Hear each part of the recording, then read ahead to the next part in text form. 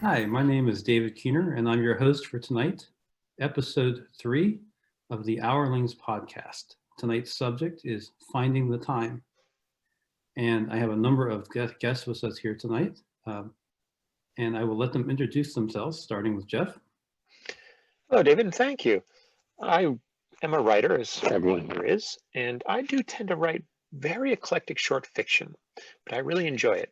I have studied science, and I run a science book club, and I trained as a physicist. So what I try to write is stories that reflect science in a real way from our knowing of it.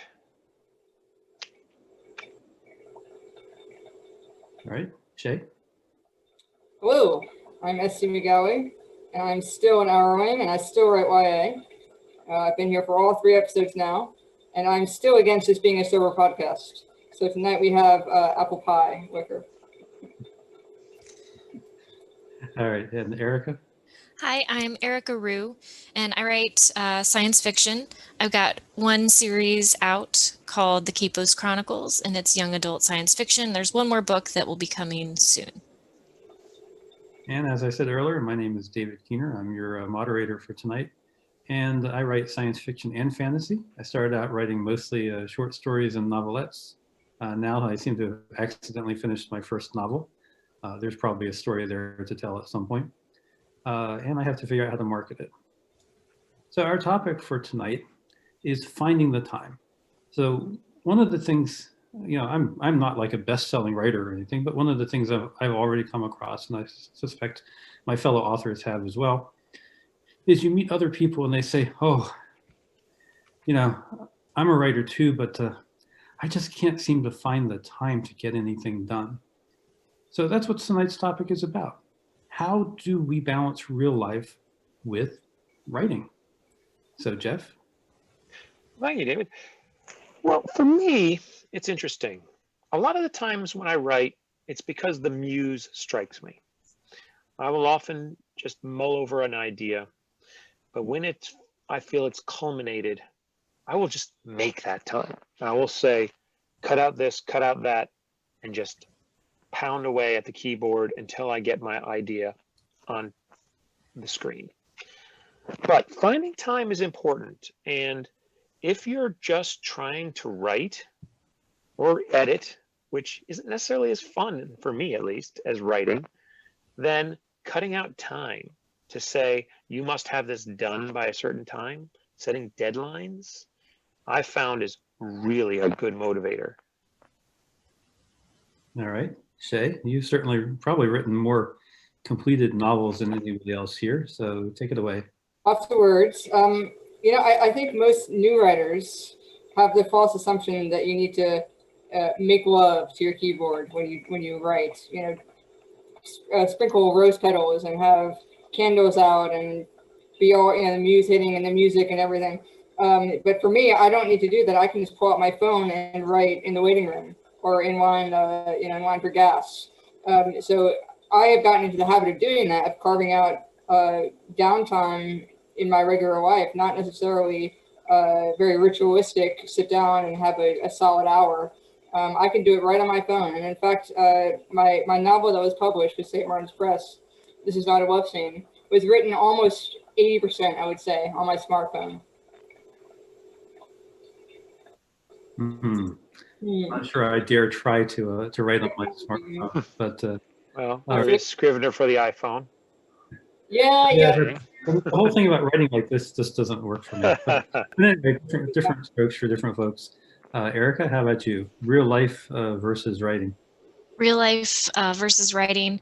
It's been a lot of changes, I think, for me. So of course, there's the idea of finding time versus making time. So you have to commit to it. It has to be something that you want and you're willing to give up, like that Netflix binge or that video games. Like I play fewer video games now that I'm doing more writing, but I still find it, I find writing more fulfilling. But part of it for me has been changing the way that I do things over time, depending on life circumstances. Like having a kid has affected the way that I write. Instead of having a couple hours or an hour in the morning or in the evening, I kind of have to take like 20 minutes here and there, or if I'm lucky, nap time. So. All right, and that's kind of something I want to jump on a little bit, because there's this idea that you have to like maybe find 2 hours or 3 hours or 4 hours and just sit at the keyboard and write. And yes, I mean, you do have to sit at the keyboard and write. Your words don't magically appear in print unless you buckle down and get them down. But you don't have to have that much time. You can do stuff in a half hour or even 10 minutes. I have found myself taking a break from work and perhaps outlining a scene or editing part of a chapter, or sometimes I'll do sort of random flow where I just, in my notebook, I'll think about some of the dialogue I'm gonna have in some of the key themes in my novel, and I'll just write down anything that comes to mind. And I find a lot of priceless gems in that writing later on that I have to pick up and insert in the right place in the novel and write the surrounding text. But I get a lot of useful dialogue kind of written in 10 minutes here or 20 minutes there. So I think there's a whole exercise there in figuring out how to, if you have to, fit writing into the cracks between all the other things that you do. Just not on your smartphone, huh, David? Just, honestly, anywhere that I have time to write, I probably have my laptop with me. So the whole concept of writing on my phone just doesn't work for me. Now, that might change if I get some recording options and go with that. And I'm kind of looking at some of those technologies, but I really haven't pulled the trigger on anything like that. Well, I mean, I will say that one advantage that I like about being able to write on the phone is that because it's Scrivener, because I'm using Dropbox, which is one of these cloud sharing services, as my back end for saving files, I can start it writing on the phone, then bring it over to this computer, then bring it over to a PC computer, bring it over to a Macintosh computer, although there are certain nuanced differences between those. But yeah, just keep writing and writing and writing. All right, so I'll jump on that a little bit. So what are some of the tools that help you be productive with your time?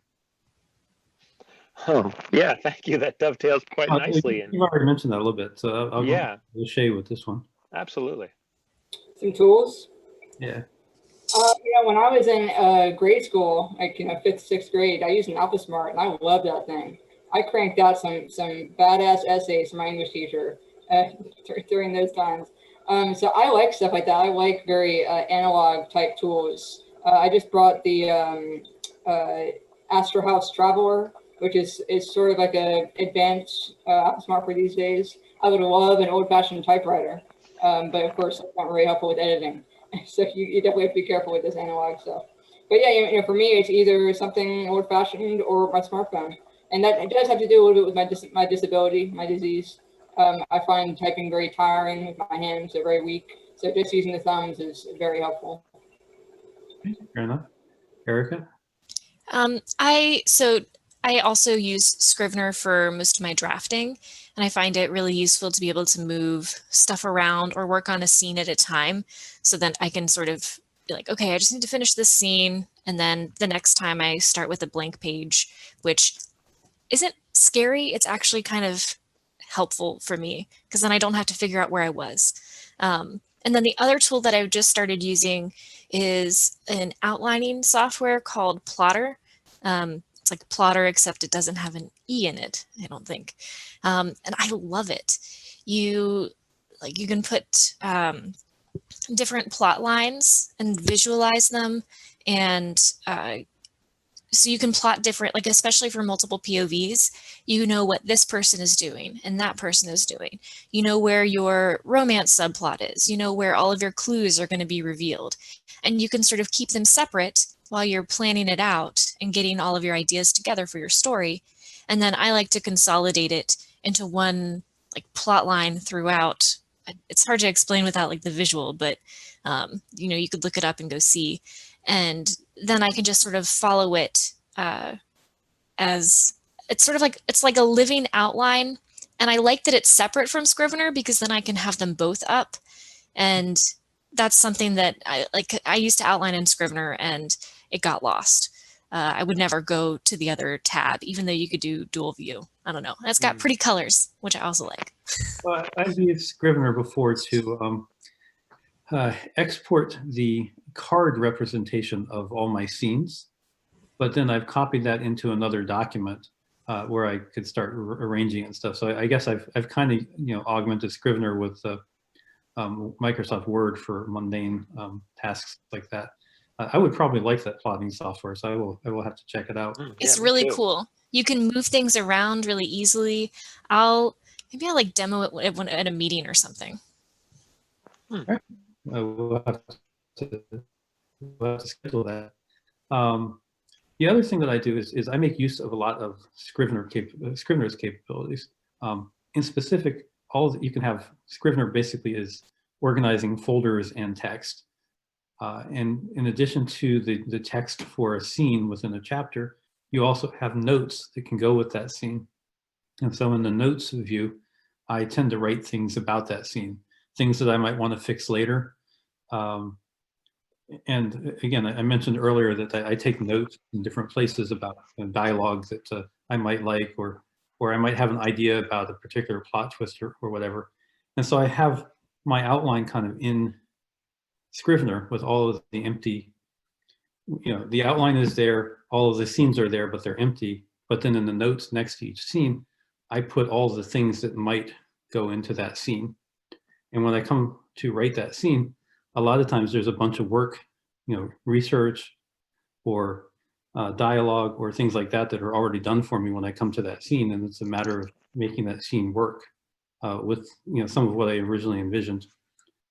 So I tend to lean on Scrivener a lot. Yeah. Okay, let's talk about some specific tactics. We all have a lot of different distractions. What are some specific tactics that some of us use to carve out the necessary time? So once again, I'll start with Jeff. Thank you. Well, what I tend to do is there's a time, say before work or maybe during lunch. Lunch is really common for me. It's like instead of just lazing around and watching TV or something, why don't you write? And that's a good time to just sort of let your mind relax and munch while you crunch. And even in the evening, sometimes it's just quiet time before bed that I'll get an idea in my head. But I will say one of the more interesting times that I've written is I will be driving my car. And it's not so much that I will do the actual prose, but I will have the ideas and I will record the ideas to a sound file and then take that sound file home and make sure that I type it up and expand it into true prose. So really for me, there's no perfect time to write, but it is, again, the time that you carve out specifically for writing. Just make sure that that is, to intents and purposes, the only thing that your mind is doing. Eating, of course, is not a mindful task, so that's okay, but just make sure you're not doing anything that is mindful while you're writing. Keep your mind on the writing. All right, so I'm going to summarize and say that's sort of micro time. You don't have to have an hour in order to do some writing. You can just do it in smaller increments. And it sounds like a voice recorder capability helps you utilize your time, especially dead time in a car. All right, Shay? Yeah, I was a little worried when Jeff said he writes while driving. So Hourlings did not condone that, by the way. But keep in mind that I do have a self-driving Tesla, so. All right, fair. I think the most effective thing for me is deadlines, and I have them via my writing groups because when we meet, and that's when you have to have writing ready. So there are times where I'll be writing a chapter 3 hours before the group meets and printing it out a half hour before the group meets. That's just kind of how I am. But deadlines are important, and if you don't have a writing group, find a friend, find someone who loves to read, find someone who would be interested in being an early beta for you, because all authors are ego-driven. I would die on that hill, and we need an audience. And so when you have an audience, when you have a readership waiting for you, I really think that's a very strong motivator. So do your best to try to find that that group or that person for deadlines, and of course for starting to receive feedback and getting those peer reviews. It's important. All right, so I think you combine can't even talk anymore. You combine two topics there, which I think is good. The first was basically having a self-imposed deadline. Yeah. A realistic one. So you don't want to impose something really difficult on yourself, but at the same time, you need a deadline to strive for.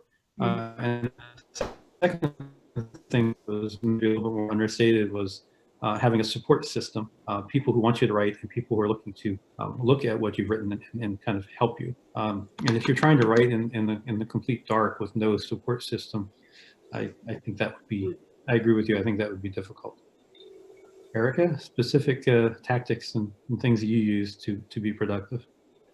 I guess I use similar things to what they've been talking about.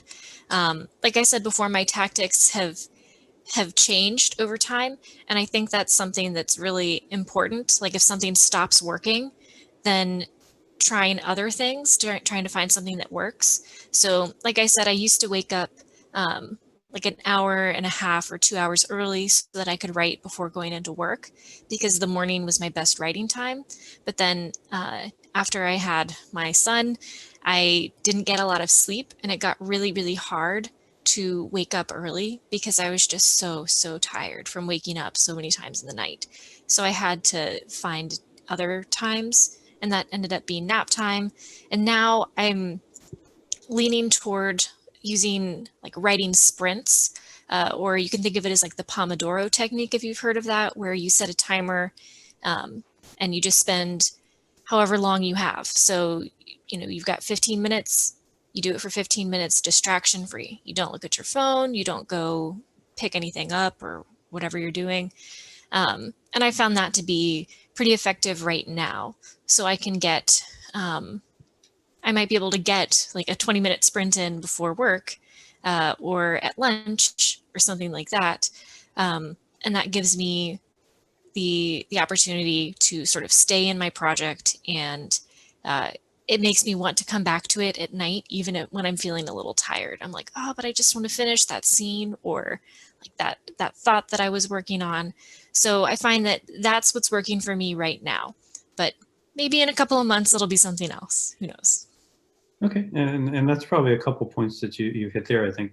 First is it's basically try different things, and if they work, they work. If they don't, they don't. And if they stop working for you, then you try something else.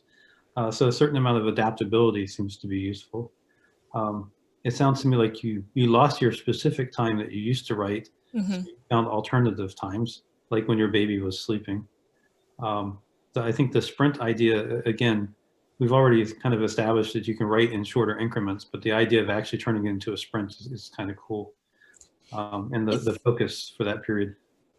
I just want to, so I got that from Chris Fox's book, 5K words per hour.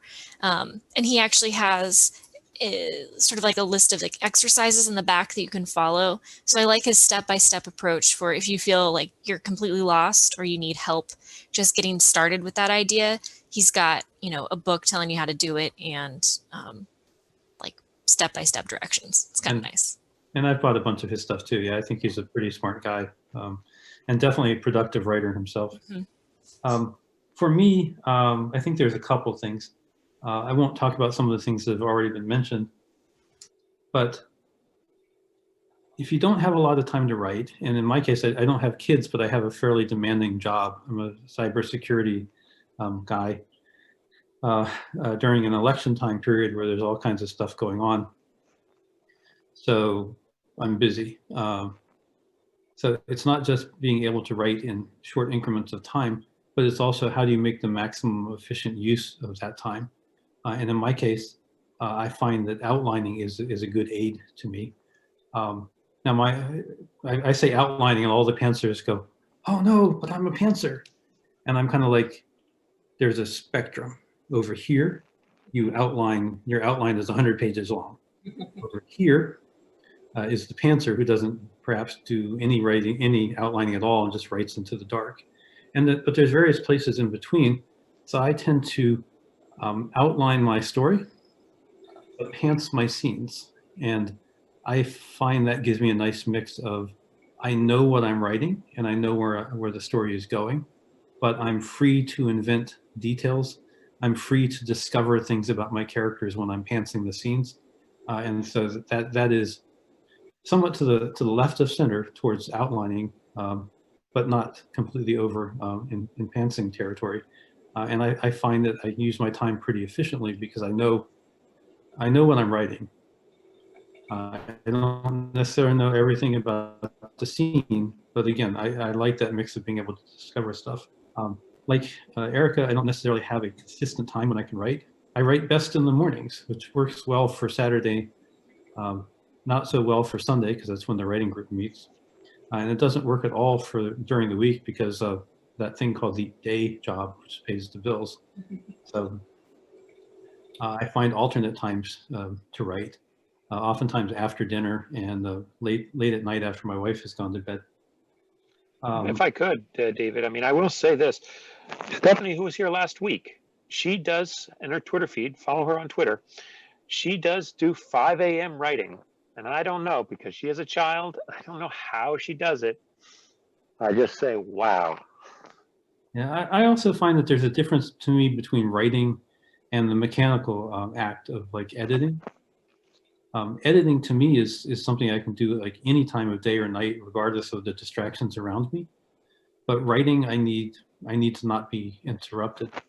So again, you can efficiently use your time and say, I'm going to get interrupted a lot. I'm writing upstairs where there's people running around, so I will work on editing right now, and then later on in the evening, perhaps I'll do my actual writing.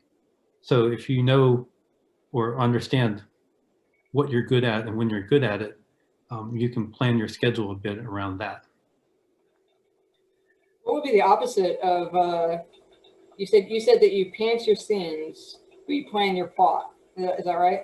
Yes. What would be the opposite, or is there an opposite? Could you plot your scenes but pants your story, your plot? I'm trying to think how that would work. Yeah, I don't know.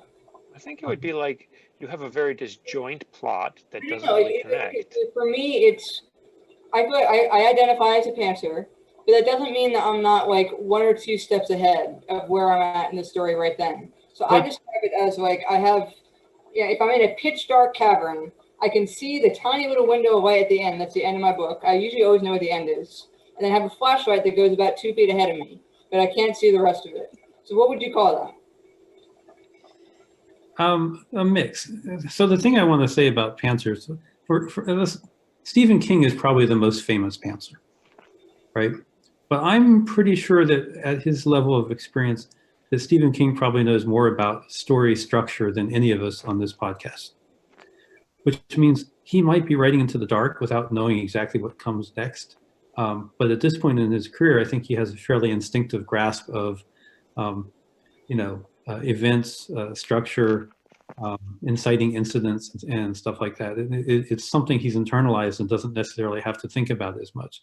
So you can be a pantser and still understand, I'm 7 chapters in and I haven't had my inciting incident yet, so something is wrong. True. Right? And the same thing with, you're heading for a climax and you may have some idea of what the climax is, but you're not entirely sure about the plot twist to get there. In my case, I typically have that kind of stuff plotted out. But when it comes to a scene, I know, let's say that the bad guy is going to make a verbal slip and the secondary character is going to figure out that he's the one who actually did the murder, and then the bad guy is going to have to take him out. So I know that's going to happen in the scene, but I don't know whether it's going to happen in a restaurant, in the back room of a bowling alley, or somewhere else. So I'm pantsing the scene, and I maybe even be pantsing who else is present or who might have witnessed it. I might even discover that, you know, it might not be something that I planned, but maybe I discover that another character saw it, right? And that's going to have, but they have their own motive for not revealing it yet. And so, like I said, I kind of like that discovery process, but I don't want my whole novel to be writing in the dark. I like my scene to be written in the dark. And it's probably a weird compromise, but it works pretty well for me. I'd say I'm similar to that, where I know, um, I know like what's going to happen, and then I do try to fill in as much as I can before I start writing, because it really helps me make the most of my writing time. Like, I find that the more that I've outlined, the easier it is. And even when I deviate from my outline, it's not so much that I'm completely on a new track. Um, so I consider myself a plotzer, whatever whatever that is. I'm more of a plotter. I wish I were like 100% plotter, but I'm not. I still pants some stuff. So just got to embrace it. And I think that's another tactic too. Yeah. We're writers, so we want stuff to be perfect, but you don't have much time. Perfect is the enemy of getting something done. So in my case, I feel like I trust my editor self to fix the things that to be the broom that sweeps up the mess that the writer self has left behind. And so if I have that plot twist that I like because I pantsed that scene, and I trust that my editor self will figure out how to fix the debris that happened when that plot twist came in unexpectedly. My editor self is really lazy. My editor self was trained by 30 years of programming. He's like Arnold Schwarzenegger. It's the writing side that's more of the weakling, I think. Right. Well, I mean, I will say that for me, like I said before, I will mull the story over, but I will come off as a pantser because I just go right to the keyboard. Don't think I'm pantsing. I've been thinking about this a long time. I've been thinking about the plot points. I'm just keeping it in my head. I'm not writing it down, but I'm still plotting. I'd say music is also very helpful for me in order to block out time and get things done. And Marty was saying last week, by the way, we miss Marty. He's at the cabin. And it's actually really a good episode for him to miss because he's retired and has all the time in the world to write. But it wasn't too tragic that we don't have him. I'm jealous. What'd you say? I said I'm jealous. Yes, I'm jealous too. But Marty has a playlist, and so do I for various stories. And so, play some music and get into the emotional mood. Block out other ambient noise. It does help. You should include the playlist at the end of your book. I've seen a number of writers that do that. Oh yeah, I will. Free advertising for the bands, but Okay.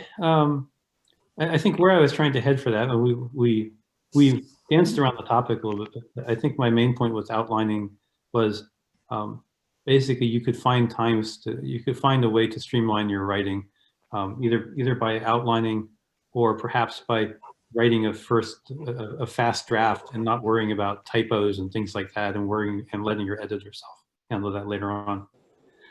All right, let's talk about where you write. So Jeff, where do you write, and how does it help you get stuff done?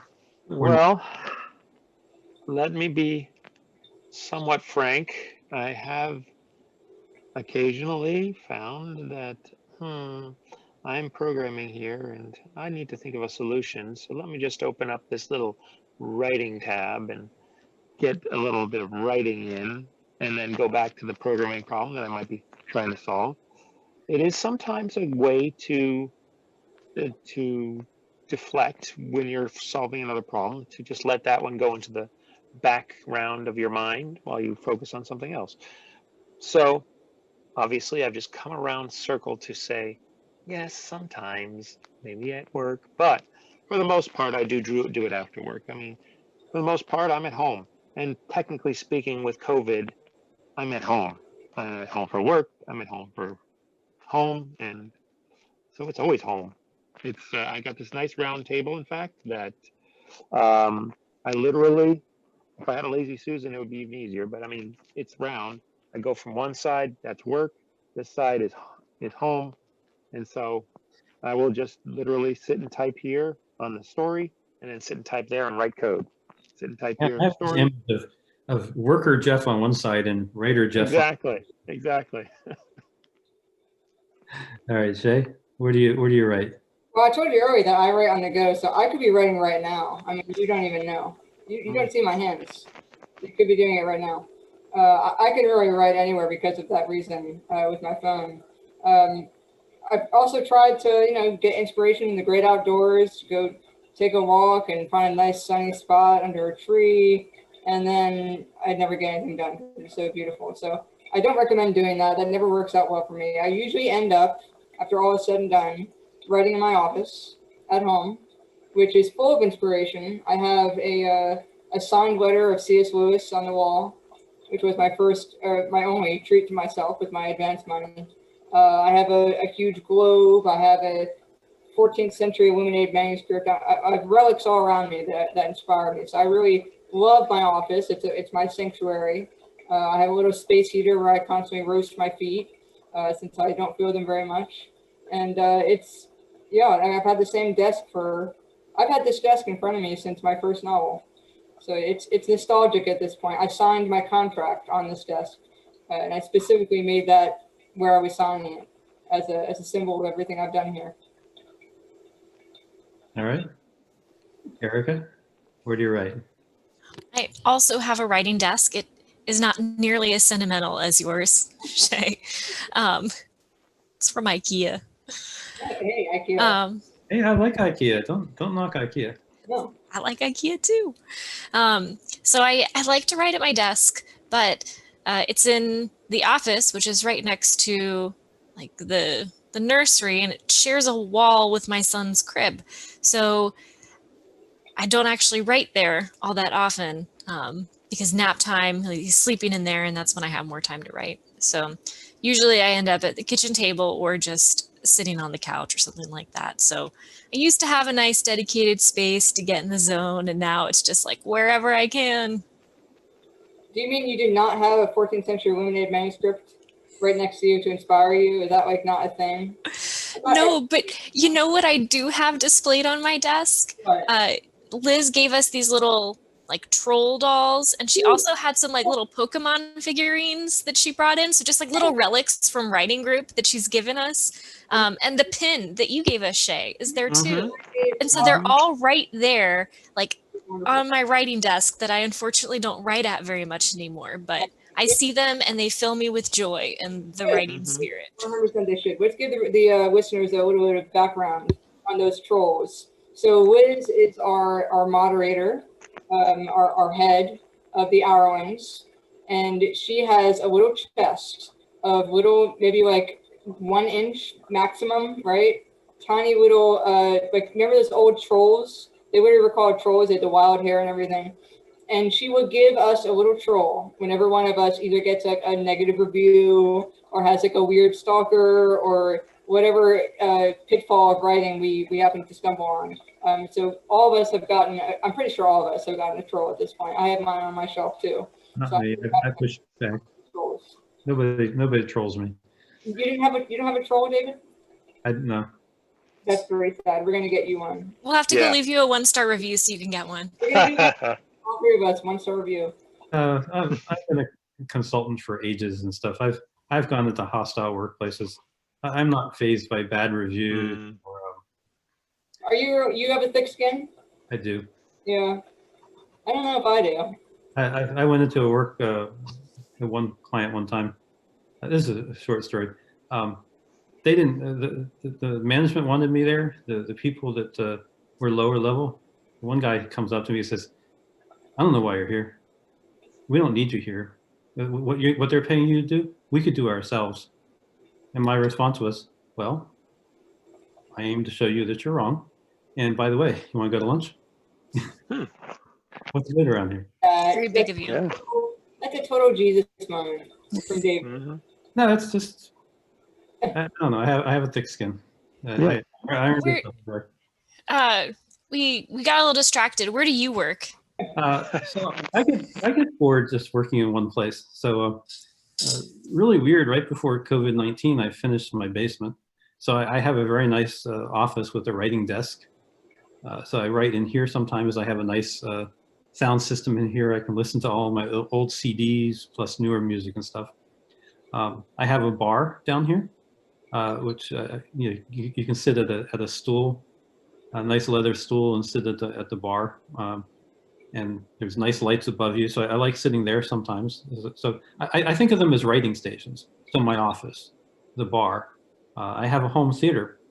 Sometimes I'll just put YouTube on, play some music, and I have a little desk on one side of the home theater, just a very narrow desk, and I'll sit there and write, listening to YouTube. We have a granite island upstairs.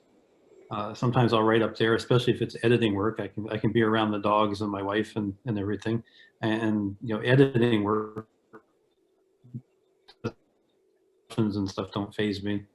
I write outside on the deck, perhaps not in the current weather, but in summertime it's nice. And then I have a couple other places around the house or around the yard where I, wireless reaches and I can write at. So I have maybe 6 or 7 different places in the house that I routinely write at, depending on what I feel like at the time. Again, it's whatever makes you comfortable. I can write just about anywhere. Well, I mean, as an addendum, I mean, where I can't write is if there's TV going or if there's a video going, and that's the thing. YouTube music, why did they combine those? Video distracts me, talking distracts me, but I do love my music. Oh, well. Well, YouTube wants to make money. That's for the ads. Yeah, I guess so. You can actually pay. They have movies and stuff. You can pay for YouTube and not have any ads. No, I do. I actually do. I'm a YouTube premium subscriber. Yay. All right. So let's talk about the big kahuna here, COVID-19. How has COVID-19 impacted your writing? Because I'm sure it has in one way or another. Jeff? Right. Well, I did sort of allude to that. I mean, working from home where this is work. Well, that's work. This is not work. And it certainly has. I mean, like you, David, I had a lot of things thrown on me in the month of October. There were a lot of stuff going on at work that literally I do try every year to write an October Halloween story. And this year has been hardest of all because of all the things that were going on, not just the election, but all the other things that were going on in terms of my work that are too complicated for me to go into details about. But the point is, oh my goodness, I was just swamped, and the best I could do was 101 words for my annual Halloween story. But everything is different. I mean, that's the thing is I do less driving. I do less reading, or at least I theoretically do less reading. Now I just read a lot during lunch because I do try to read 20 nonfiction books a year. So that has the fact that I don't commute anymore has really thrown a monkey wrench in all of my schedules. And unfortunately, I'm finding my reading is taking up too much of my writing time, which is unfortunate because I do most of my reading so that I can write good, solid, hard science fiction because it's all nonfiction about science. So the virus, yes, I'm not happy about it. I'm not happy that I'm a social guy. I like to hang out. I'm not happy that I'm stuck here all the time. I'm not happy that I don't have my time to play around with my nice self-driving car. You can drive your car, you just can't go anywhere. Well, that's it. I can go around the pipe stem, around and around and around. But what I'd say is the COVID virus has indeed reduced nice little screenplay just before COVID hit. And then I just sort of stopped. And that was really hard. Not, mind you, I had a lot of other things that I was trying to do to accomplish. But the point is, I did things. I set my priorities and I got things done. And here we are. And in the end, I did write my Halloween story. Yes, it was only 101 words, but I got it done. As an aside to our readers, what Jeffrey is responding about is we had an exercise for our writing group to write a 101 word Halloween story. That's 101 words, including the title, no more, no less. It's an exercise in brevity, and it's actually a pretty cool writing exercise for anybody out there who wants to try something similar. Yeah, but David, if I could, that was a really good technique because it forced me to write. But I just want to make clear, no, I do this 2019, 2018, 2017, every Halloween. I've forced myself to write a short Halloween story, and this year was the shortest. Good to have a tradition. Mm-hmm. Shay, how has COVID-19 impacted your writing? First, I want to say that whatever I'm about to complain about really can't compare to people who have lost someone, people who have contracted the virus and are healthcare workers. So I do have to preface that. So to our listeners and our viewers, I honor your pain. However this virus has affected you, I honor it. I am a student at the University of Virginia. I'm a history major. And on Mondays, I have back-to-back 6 hours of Zoom classes. And it is exhausting. And that also happens to be the same day that my evening writing group meets. And so by the time I get to that writing group, I'm exhausted. I am very grumpy, and they can tell. And I'm not, my focus is not sharp. So I have definitely suffered in that regards. My writing has suffered. I shouldn't say I have suffered. My writing has suffered in that regards. That those meetings have been hindered for me, and I just have not been able to be very present on Zoom. I think we can all relate to that. There's really a very a literal and a metaphorical screen between us these days, and so that is difficult because I really value both the Hourlings and the Rares of Chantilly, my other writing group. Right, Erica? Of course, Shay, I echo your sentiments. The things I'm about to complain about are, obviously very minor compared to the real harmful effects. But the things that have been the biggest for me are, so not being able to go to writing group in person. That was important to me because I haven't gone to our online meetings for various reasons. And I always find myself feeling like refreshed and inspired after going and reading people's stories and talking about them and getting some ideas directly or indirectly, whether my story is up or not. And then the bigger way, I guess, that COVID affected my writing is that when it first hit, like I'm a teacher, so schools closed, and it's really hard. It's really hard for students. It's really hard for teachers. There was just a lot of adapting. And on top of that, my son was home from daycare for all of that. So it was sort of just like I was carving out time, not to write, but to do my teaching job. And by the time that I had done that, I just didn't have there weren't a lot of places to carve out time for writing. So it sort of fell to the wayside until we adjusted to how things have been. So that's sort of how it's affected my writing specifically. All right. For me, I'm going to talk a little bit about myself and a little bit about some other writers that I've encountered. For me, again, I've mentioned, we talked before about my consultant background. I get paid to get things done. I don't really believe in writer's block, et cetera, et cetera. So from a writing perspective, in terms of output, COVID-19 hasn't particularly affected me. I, of course, have watched a lot of news, especially early on, to figure out what was going on with the COVID-19 virus and how to protect ourselves, and later on with the election. So certainly, probably some of that news watching has cut into my productivity, at least somewhat. And of course, like everybody else, I'm rather horrified at the overall death toll and how much of it is or was potentially preventable. I miss a lot of other things. I miss conventions. I'm always inspired by going to conventions. CapClave, for example, is our local Washington, D.C. convention. It was held virtually this year, but I didn't have a chance to go. I miss actually going there and interacting with people in person, especially writers and fans, people who read science fiction. I miss that a lot. I miss book sales. I'm used to going to events, meeting people, and I have a lot of fun selling books to fans and talking to fans, and none of that, all of that is gone. There have been no book signing events anywhere all year. COVID-19 also coincided with a fairly substantial increase in the work from my day job. That's probably the biggest impact on my writing right there.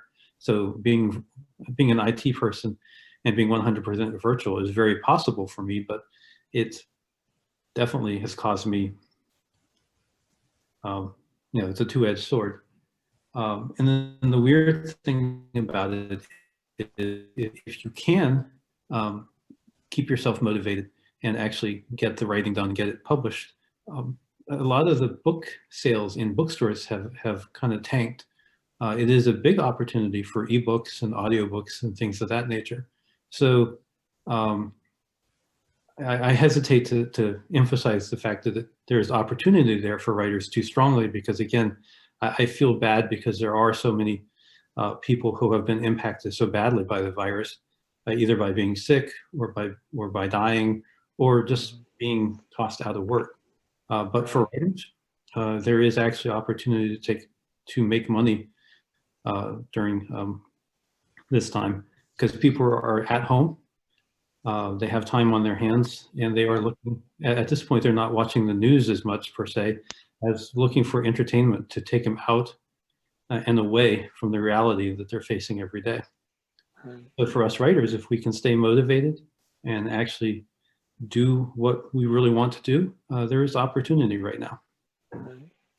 I will say, I mean, one other thing that, this has affected me a lot more than just all I've talked about, because actually my mom does have COVID, and that is something that I've been contacting with the healthcare facility that she's at, and it has affected me, but it's not affected me so much as I'd say I'd blame it that my writing is slowing down, but it does weigh on me a lot. So we all have our crosses to bear. I hope your mom recovers Thank quickly you. and Well, without. she's actually in her second stage of recovery, and they're just monitoring her. She's going to be okay. Don't worry. Okay. Thanks, guys. Yep, I echo what Erica said. All right, I think we've hit a number of topics related to finding time to write. I encourage our listeners to use some of these tactics. Make the time to write. If it's what you really want to do, you've got to find time. You've got to make time. Every writer has gone through this, from Stephen King to those of us on the screen right now. In order to write, everybody starts off with a day job that's not the full-time writing gig that they would love to have, and you've got to use whatever tactics you can that work for you to make that happen. In the meantime, let's talk about a couple side issues, perhaps. NaNoWRIMO, anybody doing it? So I was the one last week who was kind of doing it. I was just trying to hit 1,000 words a day instead of 1667. And I'm pretty much on track. I think I might be about a day behind, but I'm definitely where I want to be. So I have not done NaNoWRIMO. There's enough stuff going on in my life that while I can find time to write, finding time for a specific word count per day is not one of my goals. Finding time to do a chapter of a story per week is basically my goal. And I don't care whether the chapter is 2,000 words or 3,000 words, I just want a chapter done. And for me, the way I work is, and I probably have 8 stories I'm working on right now. And so sometimes I flip-flop doing chapters in different stories from week to week. I'm probably the only person I know of that writes like that. What can I say? It kind of matches the multitasking I do in my day job. Uh, Jeff? Well, I will say that for me, just matching the time that I have with writing is so much thinking about what I want to do next. I try to think about not, I don't focus on what I'm doing now. I focus on what I'm going to do later. So I'm thinking about the future, and it allows me to sort of plan for things a little bit better than just sort of focusing directly on this as a task. But I mean, for me, it's been pretty simple, just getting things done. All right. And Shay, are you doing NaNoWRIMO? I started my 11th novel for NaNoWRIMO a couple years ago. And very quickly, Overachiever. I decided that I would change 1,600 words a day to 1,600 words every November. And that book is still being worked on. So there you go. Okay, I think that counts as a fail. I don't know. What does our distinguished panel say? How you package it, David. You got to frame it the right way. Yeah, exactly. I mean, I'm doing whatever I want for NaNoWRIMO. I fail every year because I never followed the rules. It's great. There you go. That's the way to look at it. I mean, for years and years, I've run writing groups, and you know, I have talked to my writers, and some of my writers have done and submitted good stories. I do tell them to finish it by November 30th, and work on the editing through December and January if you need it, but bring it through the group, and we'll be happy to help you review it. And some of my writers do take it up, and some writers don't. It's not for everyone, but certainly it is a good way to motivate you to write something. If you've been delaying and belaying the idea of getting things on down to the keyboard and to paper, NaNoWRIMO is a great motivator. I'll sort of echo that. I think that as a writer, you learn more by finishing a story than anything else. Not rewriting chapter 1 15 times, not rewriting the whole novel again and again, but just finishing something and moving on to the next thing. And if NaNoWRIMO is an exercise that makes you finish something that perhaps you've never finished before in your life, that's a good writing exercise. Yeah, I always absolutely. say that the only way to improve your first novel is to write your second novel. Right. And the other thing to remember about NaNoWRIMO is this. If you only got 49,000 words, they may tell you you failed. No, you succeeded. You've got 49,000 words of a book. That is more than most people. Congratulations. Heck, for 1 month, you might have outpaced Stephen King. Think about that. For 1 month. All right. So let's talk about a few more things. Our usual end of podcast question. What has inspired you in the past week? Jeff? Right. Well, right now I'm reading a book by Michio Kaku about cosmology, and that's turning out to be very interesting. And I just finished a book on how to, are we smart enough to know how smart animals are by Frans de Waal. And that's an interesting one because animal cognition is actually a fascinating topic. Think about all of the stories that you could put on different planets. And if the octopuses were intelligent. In fact, one of my stories does actually have intelligent octopuses that I think are fascinating creatures that live on the planet, well, live from another solar system, but go and colonize Jupiter because they're gas-loving octopuses. And they just have embassies on Earth that are in the middle of the ocean because they like to live there. So this type of is it octopuses or octopi?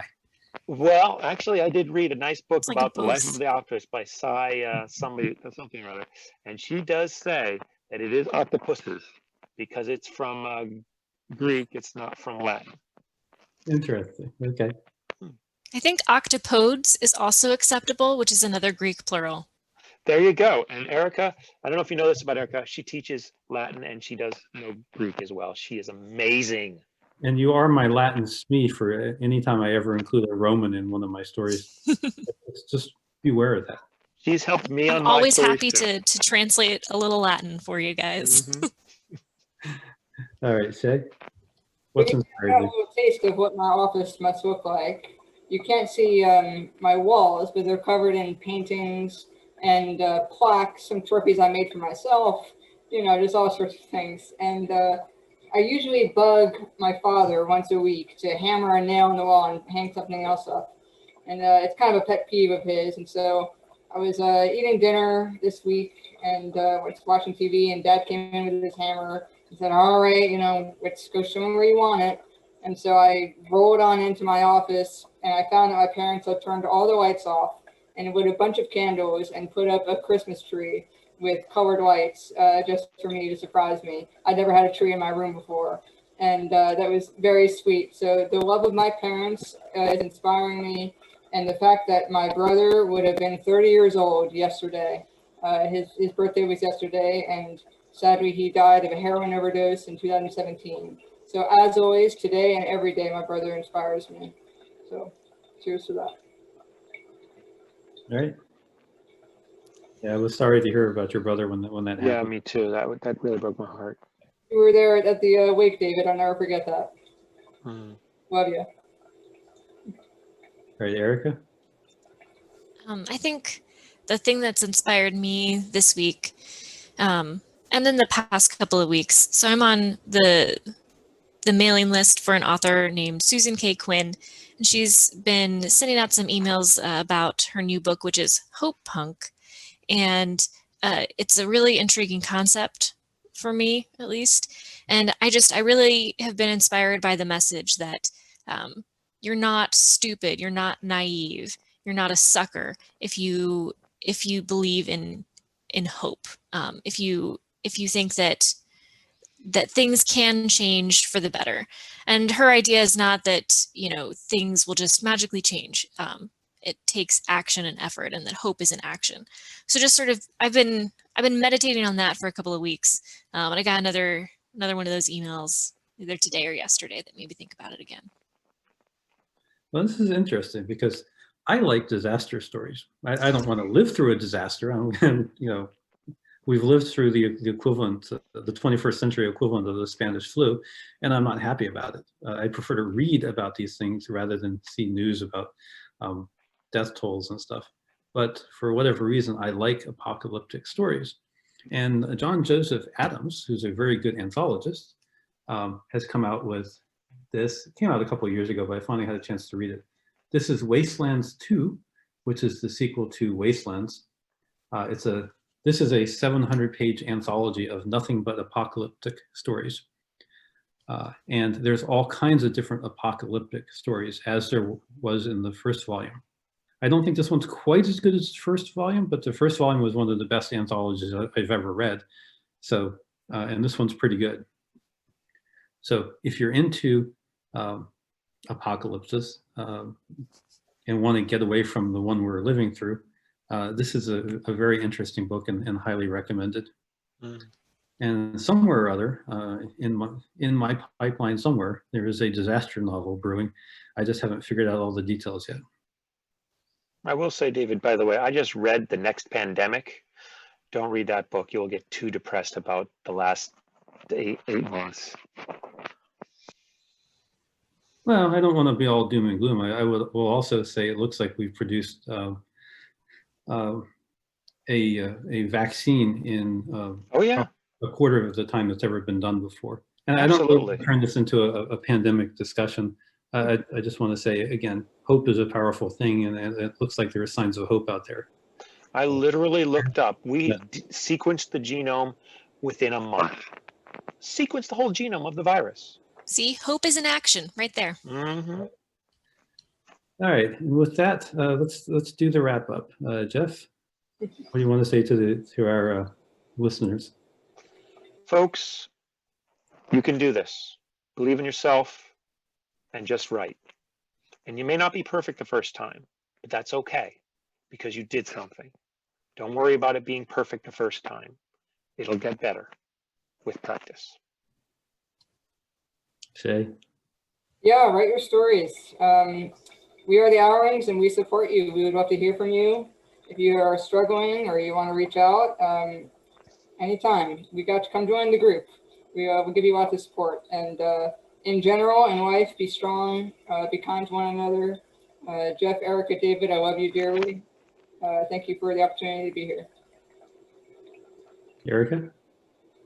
Just, I guess, make the choice every day. It's not like you make the choice to write one day and magically it's easy and you'll write every day for the rest of your life. You have to commit to it every single day to keep up that writing and that discipline.